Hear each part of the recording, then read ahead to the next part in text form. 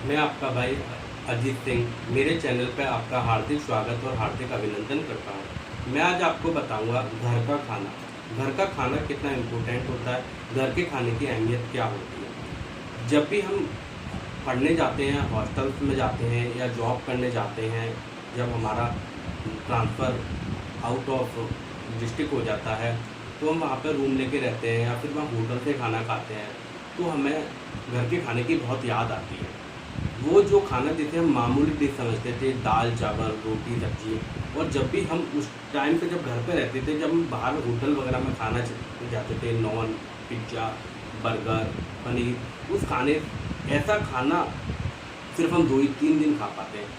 उसके बाद हमें सिर्फ वही घर के खाने की याद आती है, वही आपकी जो मदर आपकी दाल और रोटी बनाते हैं उसकी याद आती है, आपकी पत्नी जो लौकी की सब्ज़ी या भिंडी तुरई ये बनाती है उसकी याद आती है, और जो आप घर पे कहते थे अरे अरे खाना बेकार है, कहाँ सब्ज़ी बना दी, दिमाग ख़राब कर दिया, फलाना कर दिया। मैं आपको ये बताना चाहता हूँ कि किसी भी खाने को खाना हमेशा ईश्वर का रूप होता है, उसकी रेस्पेक्ट करनी चाहिए। और जब भी आप किसी भी सिचुएशंस में हो, सिचुएशन में अगर आप साधारण खाना खाते हैं तो आप अपना जीवन यापन कर लेते हैं। अब आप बाहर चले गए, हॉस्टल में चले गए, हॉस्टल में तो बनाइए तोरई भी बनेगा, लौकी भी बनेगा, रोटी कैसी बनेगी, जली जलाई बनेगी। अब आपको वो पत्नी और माँ की आपको अहमियत समझ आएगी, इसलिए आप किसी भी खाने को छोटा या बड़ा ना समझें। कृपया करके आप जहाँ पर भी रहते हैं, आपकी पत्नी जो भी ला दे, दाल चावल ला दे, और बल्कि तुझे पानी से भी रोटी दे दे तो पानी पी कर रह जाना, लेकिन पत्नी को ये मत कहना आज तुझे क्या बन गया, बल्कि उससे पूछा कर कि तुझे प्याज पसंद है क्या, तुझे क्या पसंद है, आज मैं छाछ से खा लूँगा। उससे बार बार सब्जी वगैरह मत बनवाए, उसे परेशान मत किया कर,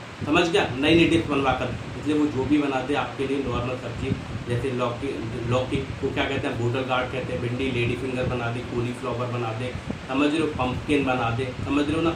ऐसी चीज़ें ऐसी सब्जियाँ खाया कर, पत्नी को परेशान मत किया कर, उसकी पसंद पूछा कर, और उसको खाने के लिए पत्नी को एडवाइस किया कर, आज तो बेसन गट्टा खाइए, आज तो पनीर खाइए, समझ गया।